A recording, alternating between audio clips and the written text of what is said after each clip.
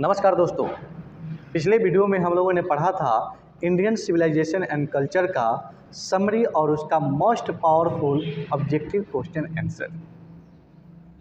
लेकिन दोस्तों आज की क्लास में हम लोग पढ़ेंगे इंडियन सिविलाइजेशन एंड कल्चर का मोस्ट इम्पॉर्टेंट क्वेश्चन आंसर। तो बने रहिए हमारे साथ और आइए देखते हैं इस चैप्टर का पहला क्वेश्चन क्या कहता है और क्या दिया है। देख पा रहे हैं कि पहला क्वेश्चन कह रहा है कि how is Indian civilization different from European civilization. यानी कह रहा है कि भारतीय सभ्यता यूरोपीय सभ्यता से किस प्रकार भिन्न है, बताइए। तो इसका आंसर आप दे सकते हैं कि European civilization is guided by the writings of Greece and Rome which no longer exist in their former glory, but Indian civilization is steady and follows the path that our forefathers tested and found true and durable। इसका मतलब ये हुआ कि यूरोपीय सभ्यता यूनान और रोम की शिक्षाओं पर आधारित है, जो अब अपनी पुरानी महानता को खो चुकी है, लेकिन भारतीय सभ्यता स्थिर है और वो उसी मार्ग पर चलती है जिसे हमारे पूर्वजों ने अनुभव की कसौटी पर परखा और सत्य पाया। यानी कहने का मतलब है कि भारतीय सभ्यता यूरोप की सभ्यता से बिल्कुल अलग है, क्योंकि यूरोप की सभ्यता जो है ये रोम और ग्रीस की शिक्षाओं पर आधारित है और हमारी सभ्यता हमारे पूर्वजों के द्वारा बताए गए मार्ग पर आधारित है। हम उसी मार्ग पर चलते हैं जो हमारे पूर्वज हमारे लिए मार्ग बना के गए हैं, ठीक है, उसी रास्तों को फॉलो करते हैं, तो बिल्कुल अलग है। आइए देखते हैं अगला क्वेश्चन। क्वेश्चन नंबर 2 कह रहा है कि why does Gandhi ji says that the mind is restless but what makes the mind restless. यानी पूछ रहा है कि गांधी जी यह क्यों कहते हैं कि मन एक बेचैन पक्षी है। मन को बेचैन करने वाली चीज क्या है। तो इसका आंसर आप दे सकते हैं कि Gandhi ji says that the mind is restless bird because it can never be satisfied, the more it gets the more it wants. यानी इसका मतलब हुआ कि गांधी जी कहते हैं कि मन एक बेचैन पक्षी है क्योंकि यह कभी संतुष्ट नहीं हो सकता, जितना अधिक यह प्राप्त करता है उतना ही अधिक यह चाहता है। क्या हुआ इसका मतलब ये हुआ कि गांधी जी बताते हैं कि मन जो है एक बेचैन पक्षी की तरह होता है, जिसको जितना ही मिलता है उतना ही वो पाने की चाह रखता है, ठीक है। फिर भी क्या होता है, फिर भी मन जो है संतुष्ट नहीं रहता है। तो वही है क्वेश्चन का आंसर, ठीक। आप इस प्रकार से इसका आंसर दे सकते हैं। अगला क्वेश्चन देखिए, question number 3 correct. Why did our ancestors dissuade us from luxuries and pleasure, did they do the right thing. पूछ रहा है कि हमारे पूर्वजों ने हमें विलासिता और सुखों से दूर रहने की सलाह क्यों दी, क्या उन्होंने सही किया। इसका आंसर आप दे सकते हैं कि our ancestors dissuaded us from luxuries and pleasures because they need that we could be happy and healthy with the use of our own hands and feet. Yes, they did the right thing because otherwise we would have been lost in a world full of immorality। यानी कह रहा है विद्यार्थी कि हमारे पूर्वजों ने हमें विलासिता और भोग विलास से दूर रहने की सलाह दी, क्योंकि वे जानते थे कि हम अपने हाथों और पैरों के उपयोग से ही खुश और स्वस्थ रह सकते हैं। हाँ, उन्होंने सही किया, क्योंकि यदि उन्होंने ऐसा नहीं किया होता तो हम अनैतिकता की दुनिया में क्या होते, खो गए होते। बात समझ में आ गया। यानी हमारे पूर्वजों ने हमें भोग विलास की एक सीमा तय की थी और उसी दायरे में रहना होता था। क्यों रहना होता था, क्योंकि अगर हम मशीनों से लगाव करेंगे तो मशीनों के अधीन हो जाएंगे। जैसे मान लीजिए कि आजकल के बच्चे जो हैं ज़्यादा उपयोग क्या करते हैं, मोबाइल। तो लगता है कि जैसे कि वो मोबाइल चला रहे हैं, लेकिन लगता ये है कि मोबाइल उसको चला रहा है। इसलिए हमारे पूर्वज जो है, ऐसा बात नहीं है कि हमारे पूर्वजों को टेक्निक्स के बारे में, टेक्निकल चीज़ों के बारे में नहीं पता था, हर चीज़ पता था। आपको याद होगा विद्यार्थी कि हमारे यहाँ जो टेक्निकल का जो मिसाल दिया जाता है, प्राचीन हड़प्पा सभ्यता याद है, मोहनजोदड़ो, ये सारे चीज़ें सभ्यता जो बताती है कि हमारे पूर्वज जो है टेक्निक में कितना आगे थे।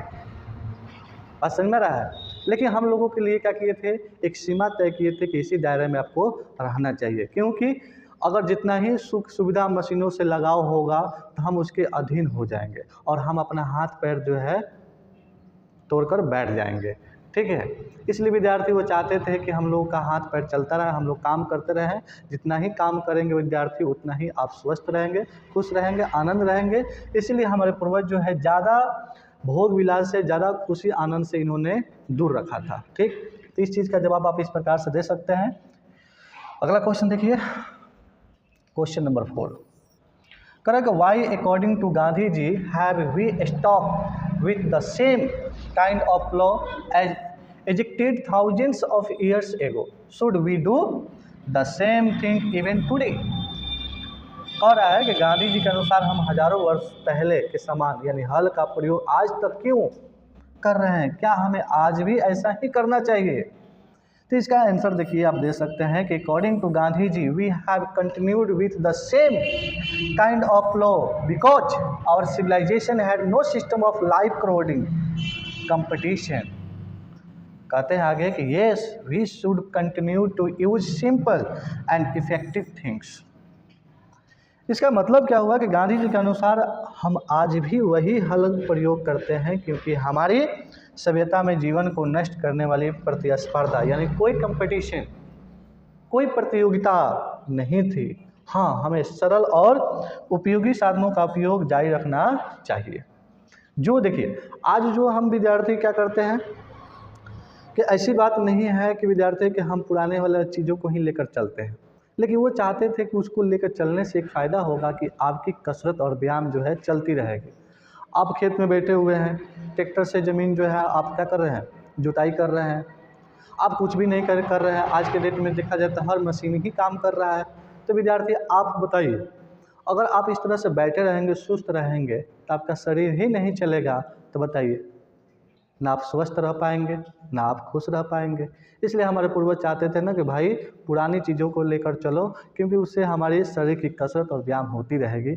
इसलिए वो चाहते थे कि पुरानी चीज़ों का इस्तेमाल करें। ठीक है, तो ये क्वेश्चन का आंसर आप इस प्रकार से देख सकते हैं, अपने कॉपी में नोट कर लीजिए। अगला क्वेश्चन देखिए, क्वेश्चन नंबर 5 कह रहा है कि how did our ancestors view large cities, why were they satisfied with small villages. कितना बढ़िया क्वेश्चन है भाई। कह रहा है कि हमारे पूर्वज बड़े शहरों को कैसे देखते थे, वे छोटे गांवों से ही संतुष्ट क्यों थे। बड़े शहर को कैसे देखते थे और छोटे गांव में ही क्यों संतुष्ट थे, क्यों रहना पसंद करते थे भाई, बताओ तो इसका आंसर आप दे सकते हैं कि our ancestors knew that vices like theft, prostitution and inequality grow in a big cities.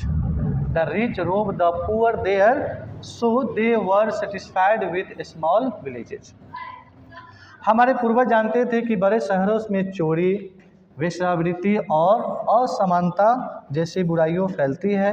वहाँ अमीर लोग गरीब को लूटते हैं, इसलिए वे छोटे और शांत गांव में ही संतुष्ट थे। बात तो सही है। आप बड़े शहर की तरफ रुख करेंगे ना विद्यार्थियों, तो वहाँ पर क्या है, अमीर अमीर है, गरीबों लोगों को सताया जाता है। दिन भर क्या होता है, गाड़ियों का T T P T P चलता रहता है।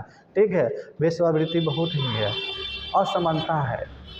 इसलिए हमारे पूर्वज जो हैं गांव में ही रहना पसंद करते थे, क्योंकि गांव में ही वो क्या करते थे, स्वस्थ हवा वातावरण में ही रहकर अपना जीवन व्यतीत करते थे और उसी गांव में रहकर वो संतुष्ट थे। अगला क्वेश्चन देखिए, क्वेश्चन नंबर 6 कहना है कि how did our ancestors enjoy true home rule. ये क्वेश्चन बहुत बार पूछ चुका है बोर्ड एग्जाम में विद्यार्थी। देखिए दिया है कि हमारे पूर्वजों ने सच्चे स्वराज का आनंद किस प्रकार लिया, तो बताइए इसका आंसर इस प्रकार से आप दे सकते हैं, our ancestors lived simple lives, depend on their own work and lived independently, thus they enjoyed true home rule।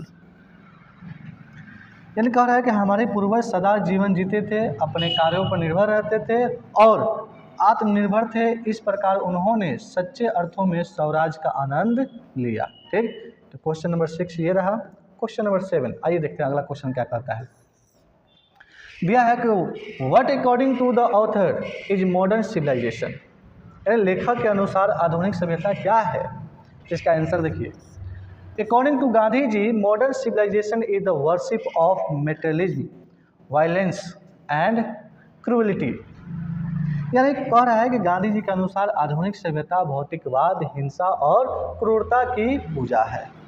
ठीक, अगला क्वेश्चन देखिए, question number 8 correct. What did the author convey to the countrymen about dealing with modern civilization? Modern civilization यानी कह रहा है कि लेखक ने अपने देशवासियों को आधुनिक सभ्यता के प्रति क्या संदेश दिया? तो इसका आंसर होगा कि Gandhi ji said that Indian civilisation raises moral values will western civilisation spreads in morality.